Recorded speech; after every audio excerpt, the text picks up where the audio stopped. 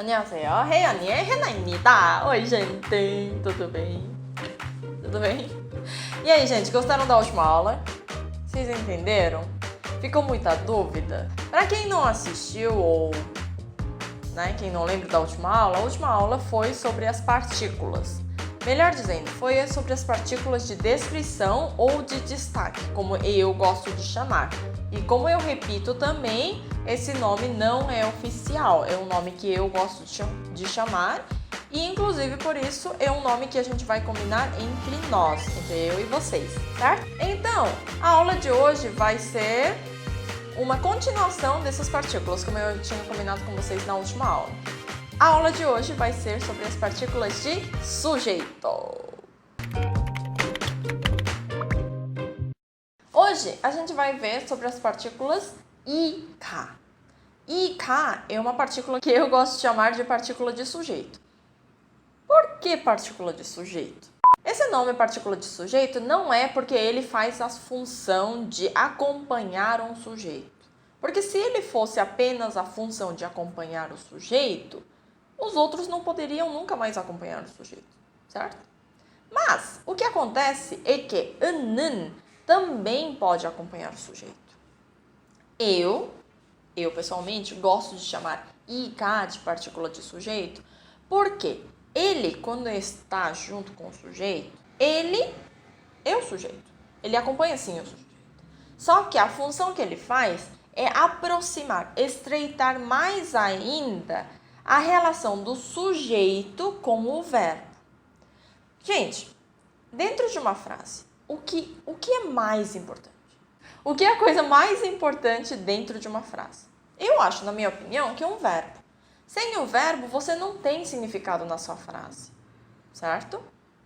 Então, eu gosto de chamar esta partícula de sujeito, porque ele acompanha o sujeito e assim ele estreita muito a relação do seu sujeito com o seu verbo, tá? Como assim? Funciona desta forma. Quando você coloca, tá, esta partícula numa palavrinha, no sujeito, tá? Por exemplo, 해나가 선생님이에요. O que a minha frase fala? 해나 선생님이에요. É professora, certo? Eu estou dizendo que a Rená é 선생님. Eu estou dizendo que a Rená, o meu sujeito, que é o 선생님. Outro exemplo. 현아가 가수가 되었어요. De novo. 현아가 가수가 되었어요. Esta frase significa que a Hyuna se tornou cantora. Tudo bem?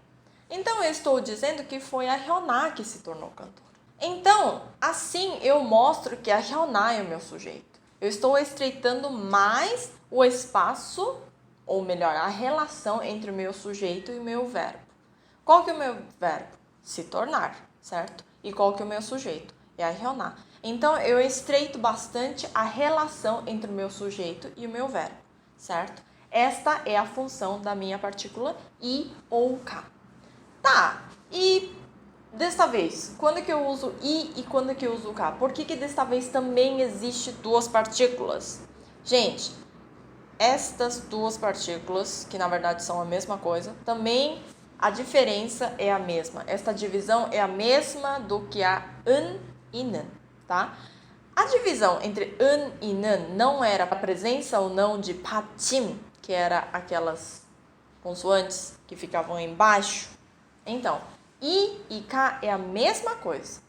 Quando eu tenho patim embaixo, tá? Patim é embaixo, né?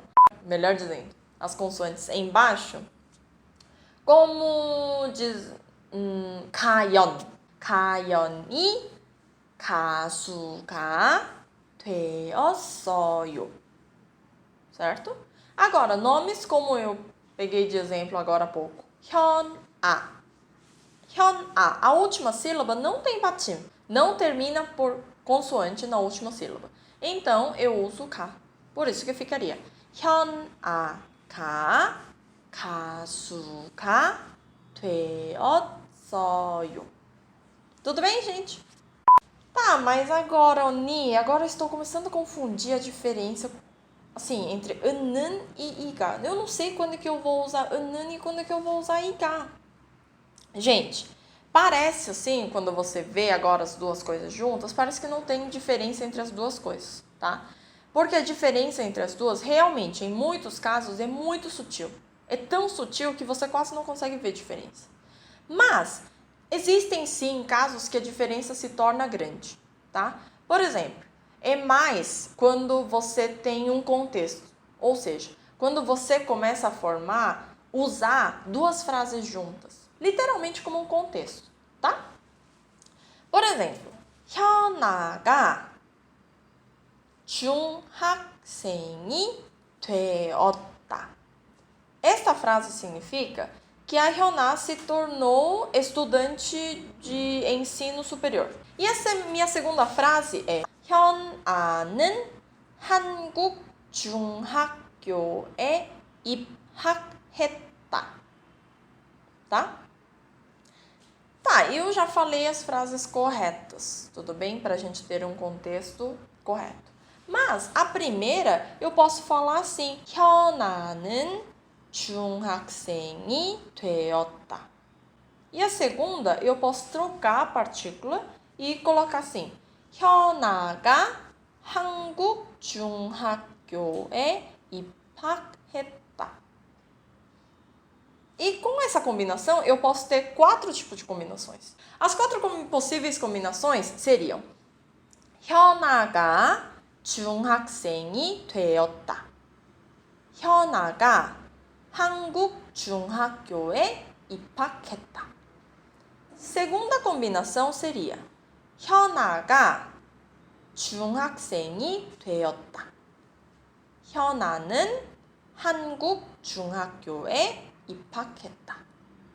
Terceira combinação: 현아는 중학생이 되었다. 현아는 한국 중학교에 입학했다. E por última combinação, ficaria: 현아는 중학생이 되었다. 현아가 한국 중학교에 입학했다. Eu não sei se vocês conseguiram ver, ouvir a diferença, mas aqui a gente vai colocar, tudo bem? Por escrito. Então, vocês tentem visualizar a diferença de partículas, tudo bem? Mas, desta forma, quando os coreanos veem assim, a frase mais correta pra gente é a segunda. Porque, primeiro, a gente fala o fato, né? Que a Hyuna se tornou estudante de ensino superior, certo? Então, eu preciso ligar mais o meu sujeito do verbo, tá? As pessoas podem dizer, tá, mas essa frase eu não preciso simplesmente descrever? Eu posso também, se esta frase viesse sozinho, certo? Mas não é o que acontece. Eu tenho, além disso, um outro contexto que eu posso falar depois. Aliás, que eu vou falar depois. Por isso que na minha primeira frase, eu vou ter que usar a partícula i ou ka.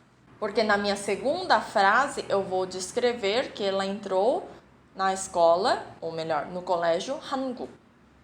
Conseguiram entender?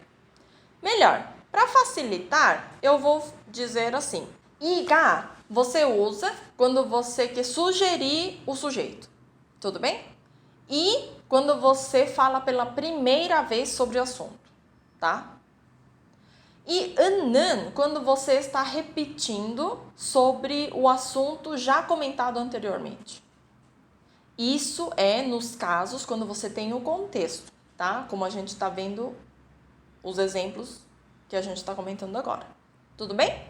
Então, gente, o vídeo de hoje foi sobre isso, tá? Além de vocês gostarem muito desse vídeo, eu espero muito, muito, muito mesmo que vocês tenham entendido um pouquinho. Eu espero muito também que eu tenha esclarecido um pouquinho, nem que seja um pouquinho, que seja, sobre as partículas coreanas, tá? Então, Caso vocês não tenham entendido, deixem os comentários de vocês, deixem as suas dúvidas aqui nos comentários, tudo bem? Que eu juro que eu vou responder todas, tudo bem? Ou pelo menos eu vou me esforçar, tá? Então, deixe seus comentários aqui, tá? E se você gostou deste vídeo, dá uma curtida. Se não gostou também, dá uma descurtida aí pra eu tentar melhorar mais um pouco, certo? E também follow me nas outras redes sociais, como o Snapchat, Twitter, Insta e no Facebook, tá? Então é isso, gente. Eu espero rever vocês no próximo vídeo também. Tudo bem? Então é isso. Tchauzinho. Até o próximo vídeo.